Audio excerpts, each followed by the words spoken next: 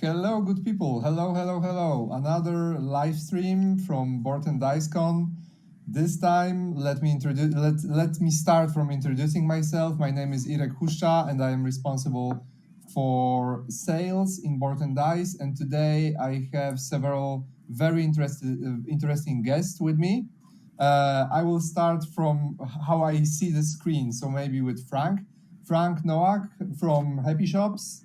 Actually, I always like to say Happy Shops Group because these are more companies in the group.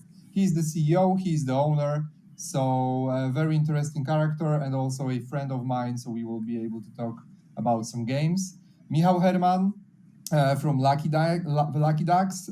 It's also a group right now, right? Because Lucky Duck Poland, also the Lucky Duck International, and we have also the French entity and a big plans coming up as well. And we have Francisco Alamo from Maldito Games. Hello, it's always pleasure to see you, my friend. He's the owner and CEO of Maldito Games. And Vincent Young, the sales manager at Simon Asia, Simon Limited actually, and also my business partner. We are doing a lot of very interesting stuff together, so you will be able to meet each other a little bit more. But maybe, guys, I will give you the floor, so maybe you will say a few words about you. Let's start from Frank. Yeah. Well, I'm Frank.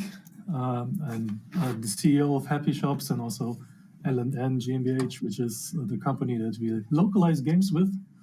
There we run 6 different publishing brands and publishing brands. And I think the one most important for Board&Dice would be Giant Rock, which is releasing almost like 60 or 70% of your games in Germany. And that's why we're here. I actually have exact numbers, but we will keep that for later. Okay. So Michał, the ball goes to you. Hello, everybody. Good morning, good evening. Depends where are you. I'm in Warsaw, so it's like good evening, definitely. And I work in Lucky Duck since 2.5 years, and I run the acquisition section. I'm responsible for buying licenses for our free language divisions, English, French, and Polish. I'm also running the Polish division, and we're also going to have Italian division starting this year. So here I am. Happy to be here. Hello, everybody, because each of you guys I know from Lucky Duck business, and happy to be here. Thank you for inviting me. It's my pleasure. Thank you. Alamo, it goes to you. Hi all, I'm Alamo from Spain. We started Maldito Game in 2015. Since Teotihuacan, we have been business partner with Board&Dice and with all of the heavy Euro games. So I'm very happy to be with them. Yeah, we're in Spain, in South America. That's true. So it's a pleasure to have you here. Well, actually, guys, I need to admit that these old gentlemen are good friends of mine, and we know each other personally from not only the conventions, but we had several times I had a chance to meet each other. So now, Vincent, the ball goes to your part of the court. Thank you very much. My name is Vincent. I am the sales manager for Simon Asia Pacific. As you know, we go way back when we started our office in 2018, and we work a long way from what we started in 2019 April somewhere, where we started our first localization project with Escape Tales. We have come a long way, not only just with the pandemic situation, but also in real life as well. So we hope that we can do a lot more better in 2022. We will be shooting the numbers as well, because I have prepared a small sum up of how many games did we release together. So it will be funny to try to guess, because I need to admit that it was even hard for me without checking the exact data to tell exactly how many projects we did together. Guys, we have met today to tell to our fans about the localization process. Actually, how it looks like. Yesterday, if you were able to watch the stream with the whole crew from Board&Dice, I was saying that I am responsible for selling the English language copies, so the distribution part of our business. But also I am responsible for managing the cooperation with our localization partners. And this is actually a very important branch of our business because we are doing our best to release as many games as possible in specific languages in specific countries to give our fans and customers a chance to play the games in the language which is the closest to them or is the easiest to play with. So I want to ask you a question just as a warm up. Actually, two of you guys already spoiled it and answered it. Do you remember from which game we have started the cooperation? Frank, do you remember which game was that? I think it was Trismegistus, but I'm not very sure. That's true. This was actually, yes, this was correct, Trismegistus. But Trismegistus was for Board&Dice as we know it from now on, because most of you already also know, our good friends, that we have merged NSKN in last month of 2018 and beginning of 2019 was the official launch of the new entity. But earlier we had also a company which was called Board&Dice. We started the cooperation then as well, Frank. Our first game on Spiele Schmiede, actually, it was or Pocket Mars or in between. I don't remember which was first, but these were the first projects we were able to release together, and we started the cooperation from them. Michał, the ball goes to you. So at least I'm aware of Mandala Stones. I think that was the game that we started our cooperation. That was a game published by Lucky Duck Francophonic, which is our French division. But personally, for me, it's a little bit longer journey because you mentioned the good old times. Yes. When Board&Dice was not yet merged with NSKN, I did in my previous publishing house, Fox Games, I did Scarit, a little game about animals and a little card game. So that was like 4 or 5 years ago, something like this. But in Lucky Duck, it was Mandala Stones. I will go even deeper. I don't know if you remember, because we have released a game which your previous company in which you were working with was manufacturing in Poland. Good old times. Yeah, and I have digged that through, and this was actually Exoplanets. So yeah, that was in Grana, in my Yes. first publishing pub where I started to work like 7 years ago. That's true. And actually, this was our first contact. Yes, and you also did. Oh my God, this Euro game. NSKN did. Sorry, not you exactly, but NSKN did those Błażej's game about dragons and. Yes. I know what you meant. Oh my gosh, I don't remember the name, to be honest. So many We did. projects. Grana did the Polish localization. Oh yeah, I forgot about it. But that was like, wow, in different life. And yeah, what was the name of the game? Like, sorry, I don't remember. About Mistfall. Probably you are speaking about the Mistfall. I don't think so, but I Or will one check of it. the expansions to the Mistfall. I don't remember at this stage. I am not so good in older games right now. Me too. I even mix in between with Pocket Mars, so, you know. Yeah. But you're like there's no problem with it because it was like actual NSKN. And actually, it was somewhere around 2014, something like this, right? It was somewhere around 2014, because I know that for 15, sure yeah, Exoplanets was starting to be released in 2014 or 2015, somewhere around these dates, because 2014 was actually Dice Brewing for all the Board&Dice, and right after this was Exoplanets. So, oh my gosh. We are I remember in Grana that there was a sample of Dice Brewing. I don't remember if you made this game there actually at the end, but I remember it was your first game. It was your first game, so. But yeah, I remember at least there was a sample in the office. So yeah, long time ago. Yeah, a long time ago. Alamo, do you remember? Actually, you do remember because you have already Yes. answered that. And also because it's one of my favorite games so far. So That's true. yeah, So we start with Teotihuacan.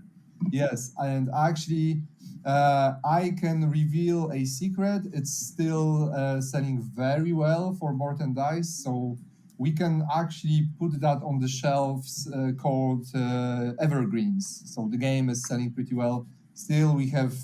I won't even tell how many reprints we had because almost each time, and we have somewhere around 4 prints per year. We are reprinting Teotihuacan almost every time, and it's going pretty well. Now, Vincent, you also spoiled it a little bit, but it's more complicated actually because, dear friends, you should also know that Simon is working with Board and Dice on a little bit different level because Simon is also representing Board and Dice on Asian markets. So Simon is not only releasing the games for Chinese audience, so for Chinese gamers, but also Simon is helping us to find partners in Southern Korea. We have actually also the Thai version of Mandala Stones as well. We have for Mandala Stones we have 2 Chinese releases, right? Because this was in Yes. traditional Chinese, and yeah, we have a little bit different complexity of the projects. And yes, you're right. The first project was But actually, I would say that the very first one that we were interested in was Dice Settlers from NSKN.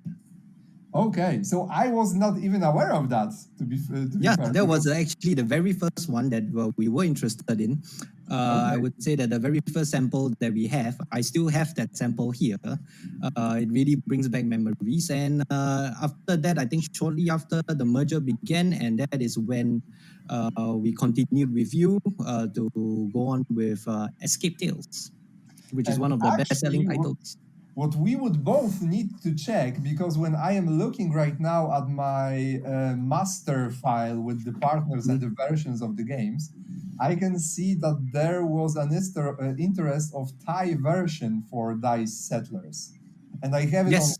on green, so I wonder if it was released because I truly don't remember at this stage. No, it wasn't released. Okay. It wasn't released. Yeah, but we Nice. had interest. It's not only just in Thailand. That was something that we brought out to one of our publishers convention that we showcase. So this is something that we do quarterly when traveling was still available to us. So now we still do that, but it has changed from a more dynamic situation where we do it online. I think this is the best approach that we have for now. Okay.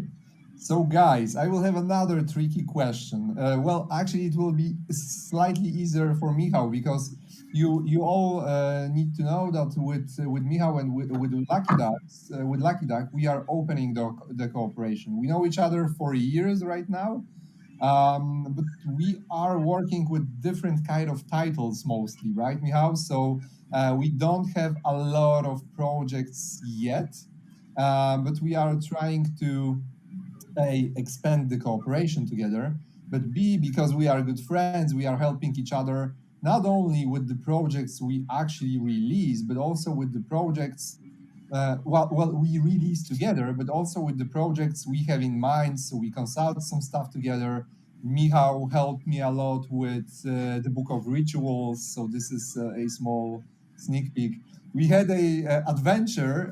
We had an adventure with the games you actually run. One of these you have released, and I was a trainer on for this game on the event when people are learning how to release the games, and one of these games were released by Lucky Duck. So actually, it's very well long story and the long history of cooperation together. So, Frank, do you know how many games we have released together? Well, not exactly. I guess it would be like 7 or 8, maybe. No, actually 15. 15. Oh, come on. Projects. I mean, last year, 8 last year. It was actually crazy, right? And I was counting them 3 times to be sure that I have the exact number, because it was okay. The time flies, so 15. 15, okay. Well, So Alamo, the question goes to you. Do you remember how many? Are you counting expansions? Yes, and actually all the projects which are also not yet released, but we started working on them. So for 2022 as well. I will say 15. That's correct. 15, exactly the Really? same number. Yes, exactly the Wow. same number as with Happy Shops. So Michał, you already told, and we have Yeah, it's one. exactly. It's one for now. Like we're not Lucky Duck is not mainly focusing on heavy Euro games. We have some few, but we rather do this kind of our own games are like very different because they have apps and stuff. But the games we license are usually somewhere family plus light geek something, but not really heavy. So this is why. Yeah, exactly. Most of our games are expert games. So yeah, this is something what Board&Dice is mostly known from. So this is why we cooperate together. We show each other our projects. We leave the comments on them so we can share our experience all together. But I can say you that well, Michał's team already saw 2 of the upcoming games. Who know how this will evolve, right? So now, Vincent, Exactly. you will have Yes. a little bit harder Yes. task. So try to put the number. Okay. Depends on because we release your games in multiple countries. So And I have counted them all. I know. So I would say currently now I was just checking it through. I think let's just say in 2021, maybe I would say 12. Well, I have counted all together with expansions, all the localization versions, plus of course these 2 versions for Chinese market of adolescents, and I have counted 34 projects. Wow. Thank you. 34 projects. So it's wow, it's huge. I was not even aware that we were doing so many things together. Well, the fun part is that we are in constant touch all day. Almost every day we are exchanging emails, but I was Yes. not even aware that this is so many projects altogether. So it's wow. I would say that because it's released across multiple languages and in Yes. different areas, and I think this will definitely expand. That now we have just concluded that we are allowed to actually go into Middle East. I'm sure this will expand further in 2022. That's great. Cool. So, guys, let's start with say to our fans how we localize the games and how it reveals that well you want to release a Board&Dice game. So I will start with the process from my perspective, from what is going on. So as we have spoken yesterday to our fans during one of our live streams, we have the processes which are working, but they are not one after another. So where the designer come with the game, then we do arts development. We do development, we do arts, we do testing, blind testing, and then we release the game. But of course, the whole processes are overlapping every time because we have started to work together on multiple games much earlier than the game is even announced to the market. Because when we could travel, we were meeting quite often, or not even we in person, but sometimes, for example, Kuba from Board&Dice was visiting Alamo in Spain to show him our upcoming games and all the prototypes. But in the end, we are starting on the art level process, because to show to our partners how the game works, we need to have a prepared prototype with a little bit of feeling how the game will feel on the table, which can be how the components can be built, what is the concept for the arts for the whole project. Of course, now it's a little bit simpler to show because we have multiple online platforms in which we can just try to have a video call and we can test the game. And at this stage, well, our partners can know if the game is already interesting or maybe not, or fits to the portfolio or maybe not, or fits to the customers you have. Because very important is that, and this is something we have also underlined yesterday, that we are checking all the prototypes which have been sent to Board&Dice. We are not picking every one of them, even if the games are good, because sometimes the game can be fantastic but do not fit to Board&Dice portfolio or to our partners' portfolio, and we need to drop the game. Or we suggest to go maybe to Lucky Duck because, well, they have a bit different audience and different expectations about the games. So, guys, I would like to ask you, from your perspective, what is the beginning of the localization process? For example, if I am reaching you, what is the process and what is the most important thing in the game that makes you to take the decision, okay, we need to have this game in the portfolio? Frank? Well, if it wasn't Board&Dice, say like that, we usually, we take a first look at the game. We are a team of usually 4 to 6 people looking at each proposal. And the first thing is you have to pass our gut feel test, which is just the cover and the table presence. And if you pass the gut feel test, which is like 50% of all games that we are proposed, then we start a process to take a look at the games. Usually it's via Tabletopia or Tabletop Simulator or something like that. Sometimes we also get samples so we can test them. And we have 1 or 2 of us playing the game and giving us all the detailed explanation about it, and then we take a decision on it.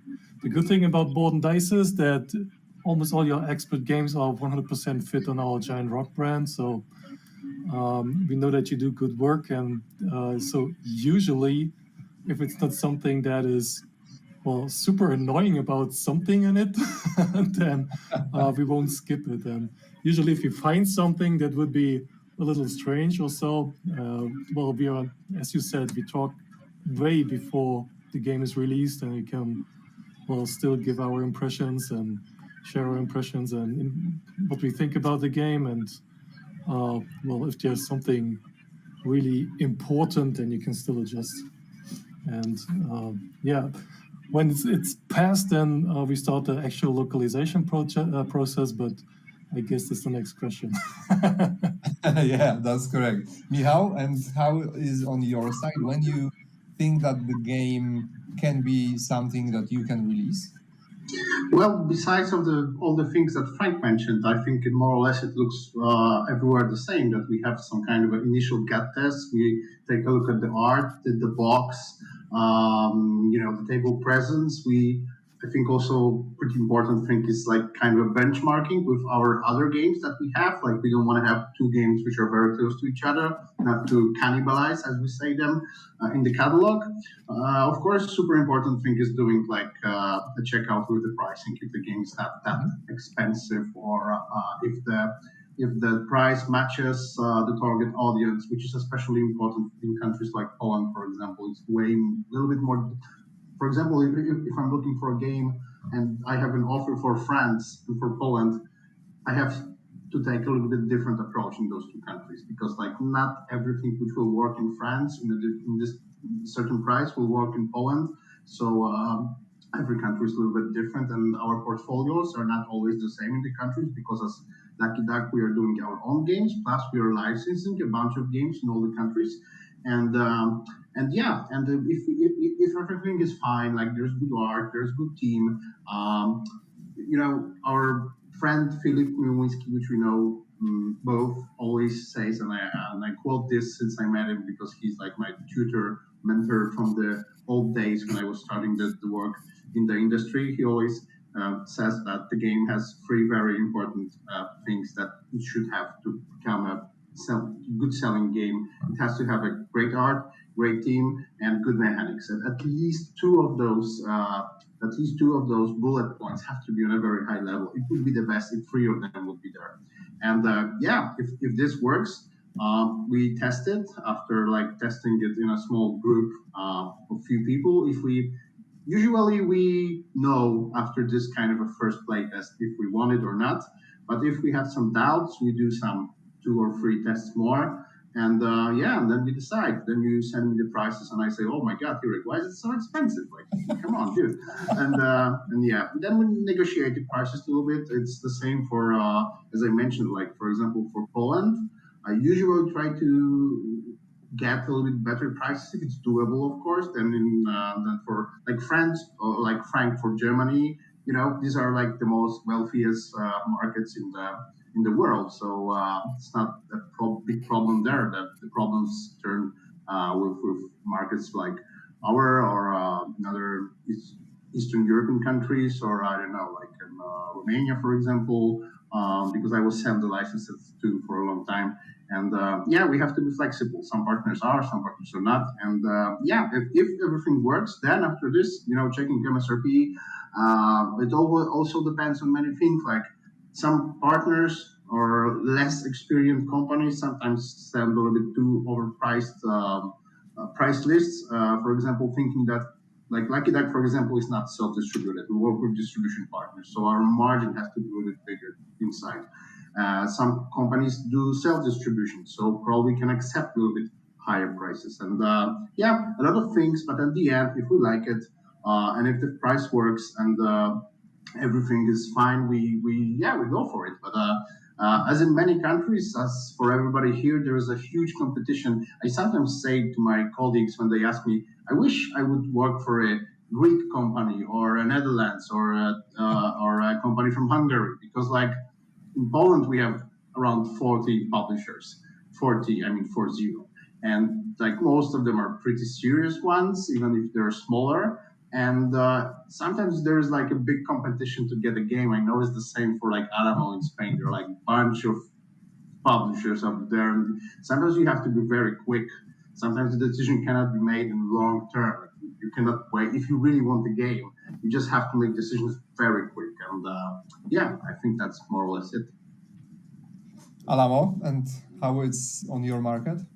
Yeah, for us, more or less the same. We will play the game. If it's playing on Tabletopia, I will play it myself. If we get a sample, I will play with some people from my company. I will decide if we like the game.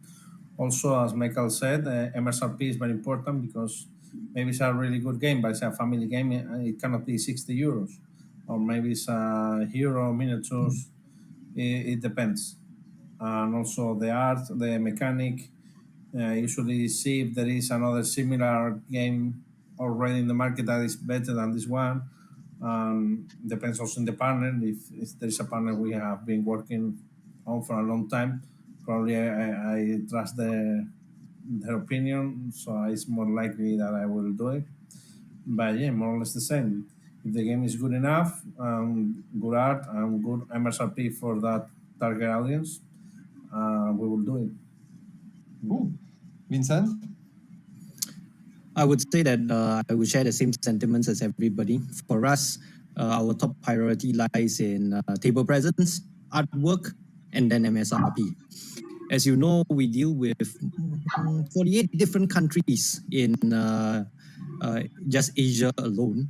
So usually after this process that we have picked, okay, we think that this game is suitable, we will discuss with each of our country manager to see whether what is suitable for each different country. As you can see from your report, some games localize well in certain countries, some games don't localize well because due to it can be the differences in culture that acceptance level is not so widely accepted, or it can be due to MSRP in countries like developing markets like Thailand, where I mean, all these board games are being introduced.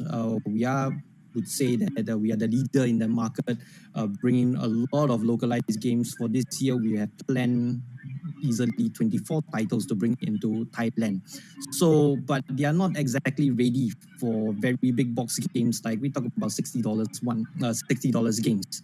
So where you compare to markets like it's more developed, like in Japan and in Korea, where the people there are very well exposed to board games and they want something that is value. They are looking something into something very deep. So we're talking about vast differences across markets here. How we pick, mainly it's something that would work generally across the board, but not something that is very focused, we are only looking for family games, or we are only looking for heavy Euro games. No, but we look at the market trend and what is actually going into, and we study them to be ahead of the market. Okay, thank you very much for that.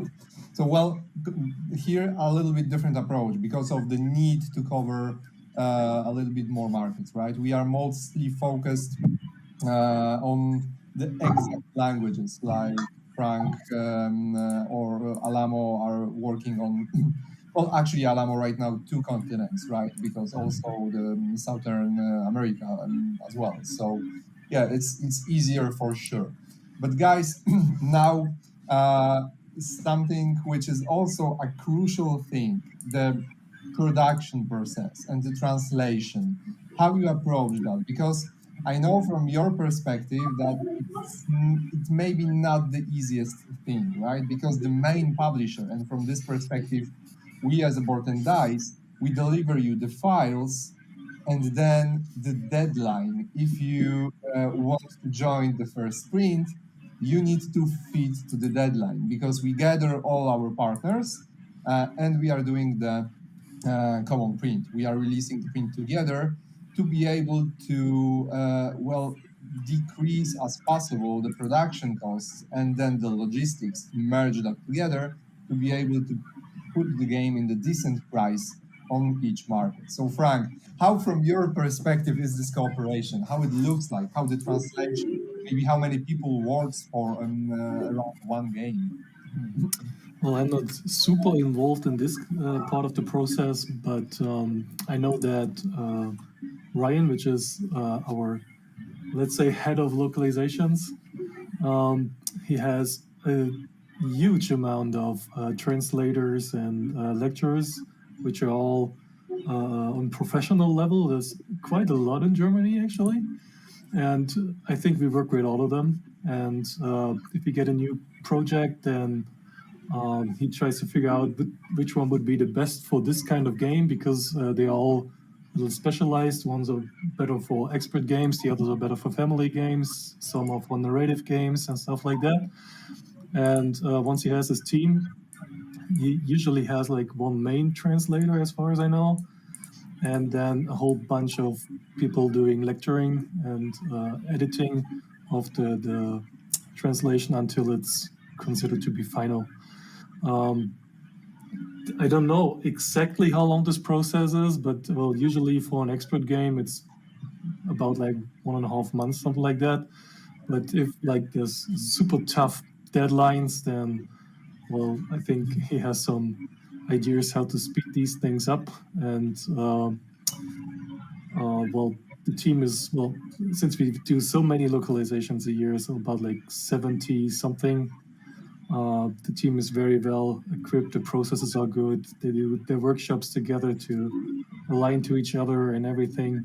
So we're now, after some years, we are very good at these things, and we can like adapt to almost every deadline that is presented to us, as long as it's just like 5 days or something like this. So, Yes, well, I need to admit we never gave 5 days for the no, not you. But okay, so you want sometimes you manage to feed with 3 weeks. I know 2 weeks for Trismegistus. You guys did the translation in 2 weeks because it was super urgent, and it went pretty fast. And yeah, it worked. So thank you for that. Michał, from your perspective, Yeah, how is the translation process? I have to say Frank's team is very flexible and quick. I have to admit it because Frank did a lot of Lucky Duck games too, and one of the best professional teams, to be absolutely honest. Very on time and professional. How does it look on our side? Probably more or less the same. Like every country in Lucky Duck games has a head of editing. It's a person that gets all the projects we sign and just gets the date that when the project has to be prepared and they start their work. We mostly use external people for this. We don't have them on full-time job and inside the company. I mean the translators, of course, like for example, Lucky Duck Games, like 45 people now, and we have 4 graphic designers, but they are usually working on our studio projects, and all the localization are done externally. As in same as Frank, we more or less know we use like in Poland, for example, we use 6, 7 different translators and the different DTP graphic designers externally. We have like sometimes there is like one person that covers this, sometimes it's like 3 people different. After preparing the Polish translation, which is always done by sorry, not Polish, but I'm saying from the Polish perspective all the time. But same goes for French and English speaking and Italian soon, or even ongoing Italian now. We translate the text, and then text goes back to us, the editors, and our editor checks it. Then he has some comments. It goes back to the person who is translating this. Then an editor checks it again, and then there is a correction moment when there is a grammar checkout, something like this. It's a different person, a professional person that is taking care of only the proper language, not the translation itself.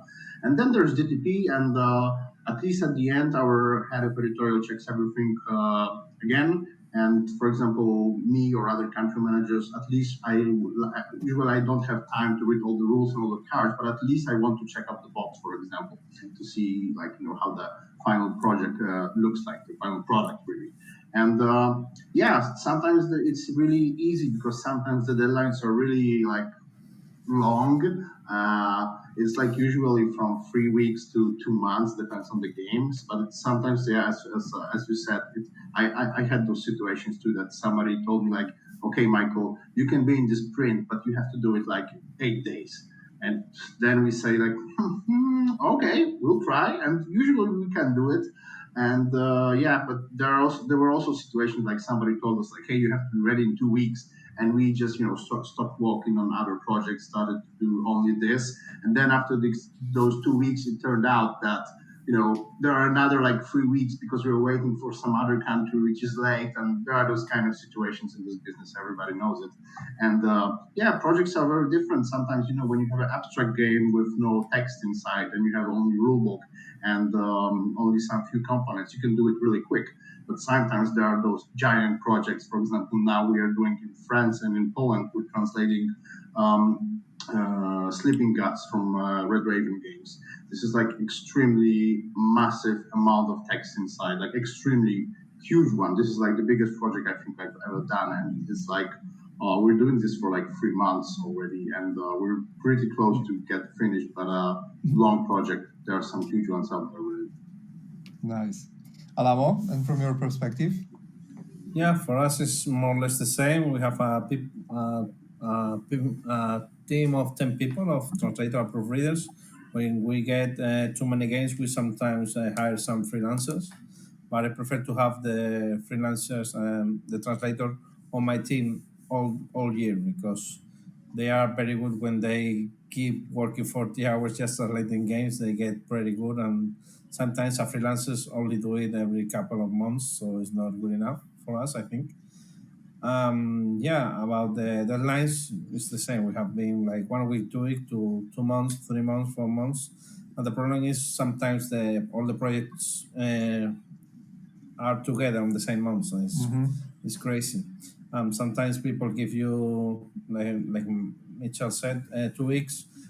Then you find out that you have 2 more months, or you get the digital 3 months after, and they ask for the files again because they didn't do anything on that time, and it's sometimes complicated, and you have to put the extra hours. But yeah, it's our job, so True. that's what we do. Vincent, and how you coordinate the translations in Simon? Well, for us, we had the benefit of having some guidance from the global team who have far more better experience in localization. So for us, we usually work in a team of 4, depending on the complexity of the games. Usually it comprises of 1 graphics artist, probably 2 to 3 in-house or contract translators. It really depends on the complexity of the games. We talk about something like very big and heavy. You could have up to 4 translators to actually work on a single project. Graphic layout is usually the last part. Then you have 1 project manager at the top to actually oversee the project. So currently now in most of these operations is actually done in China, in our new China office. We have currently about a staff of between, I think, 35 people that is managing all these localization projects across Asia. Currently now we have the capability to handle probably easily 15 projects at one go. Shouldn't be a problem. But our turnaround time for a family game, something like Mandala Stones, it's usually about 30 days. Something that is heavier Euro, like we talk about Tekkenu, probably takes us about 45 days. Okay. So now, because we need to wrap it up a little bit, I have 1 important question. What can go wrong? Actually, I will throw that question at you guys just to listen, because I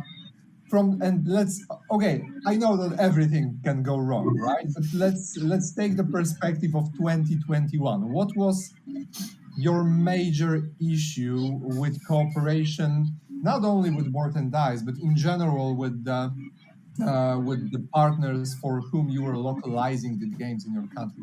What were the major issues for you?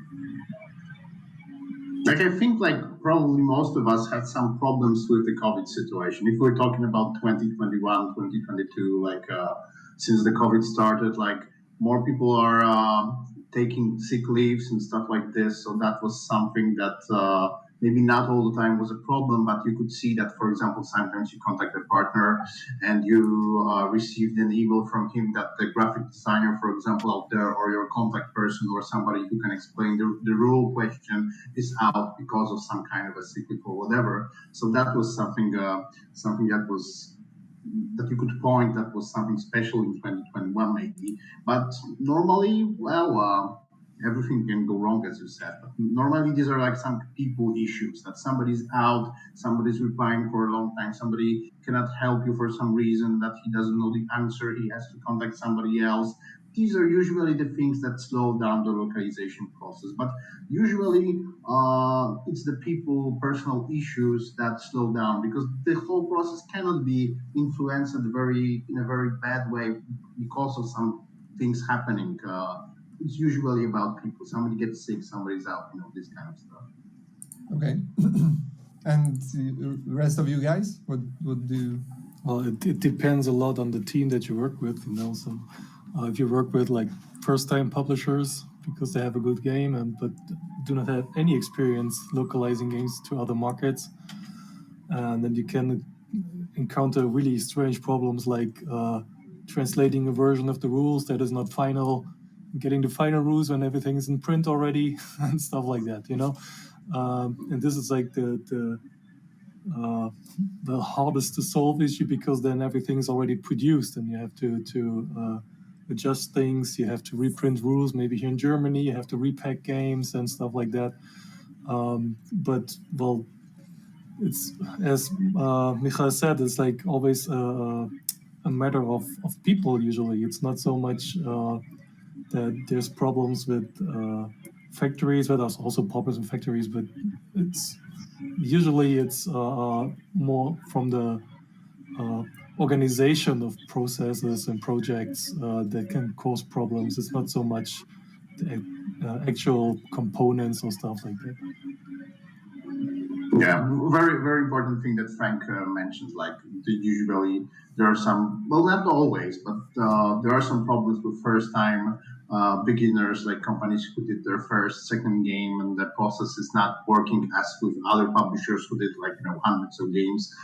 For example, today I received a contract for a game that I was like looking for like. Since Essen, I was like poking those guys like every week. Hey, how is it going? By the way, what's up with the game? And they're like, oh no, sorry, we had such a success. We don't know what to do. Like, we're having a Kickstarter now, this and that, and like it took us like 4 months to get through this. And yeah, but sometimes it goes like this. That's The why fun I story always about- feel that working with Board and Dice, it's one. I mean, for us, it's the communication. It's one of the best. IREC, Thank we you. communicate almost on a daily basis. Anything that we need, you provide us. Any questions that we have is always promptly responded. When dealing with some of the, like I said, all the newer publishers, communication sometimes can be an issue. Sometimes people or our clients, they even know that some of the news even earlier than us, and when we ask about the publisher, it's like, oh, I don't get a response, or sometimes they don't have an answer that is workable for us. Thank you. Yeah. Thank you for this kind words. Thank you very much. Yeah, for us it's the same. It used to be pretty easy in the beginning because we only did games that were already in the market like 7 years ago. So we can go to BGG and say what other people are thinking, what are the mistakes. But nowadays everything is so fast that we have to translate games that are not out yet. So there is no feedback and it's difficult. And sometimes we receive rules version 14 and then we ask for a reprint a year later and they send a version 17, or the English partner, they just did some change on their own but they don't want to give you extra time, so you get with a worse product. But yeah, Board&Dice is very good at that. When they give it to you, everything is finished, everything is perfect. It's a good partner to work with. Thank you, guys. So to finish, please, guys, tell me which game of our new releases are you expecting the most? Which are you hyped about the most from our portfolio, right? Like from Board and Dice, from 2022 plans. Frank, which one will be? I actually cannot remember the name right now, but this was the one with this famous Polish artist artwork with these So yes, darkish- Nightmare Cathedral with Zdzisław. Nightmare Cathedral. Yeah, that was it. Okay. Michał? Yeah, I think same here because I'm a privileged guy and I had the opportunity to play the game. Kuba visited our office and I have to say it's really, it will be a good game. Looks really outstanding. The components, all the miniatures, all the stuff. The gameplay is really smooth too, and yeah, I'm waiting for this one too. Thank you. Alamo, and from your perspective? Yeah, for me it would be Terracotta Army. I played it online and I wanted to play with the miniatures because they are amazing. I want to see like a lot of miniatures this way. I want to. Oh, I can't wait as well because oh my Yeah. gosh, it will look just amazing on the board. I can't wait to get my copy in my hands. That's for sure. Vincent, and for you? Sorry, Vincent, we didn't hear you. Terracotta Army, right? Okay, we have some technical issues probably with the voice because I don't hear you. Okay, gentlemen, thank you very much. Thank you for participating in our event. It is always pleasure to see you. It is always honor to work with you, and I hope our cooperation will grow and we all together will be able to deliver awesome games to our fans. Thank you very much. Thank you very much for joining. And good people, stay tuned for more Board and Dice live streams during the event. Thank you very much. Take care and have a good day, night, wherever you are right now. Thank you, guys.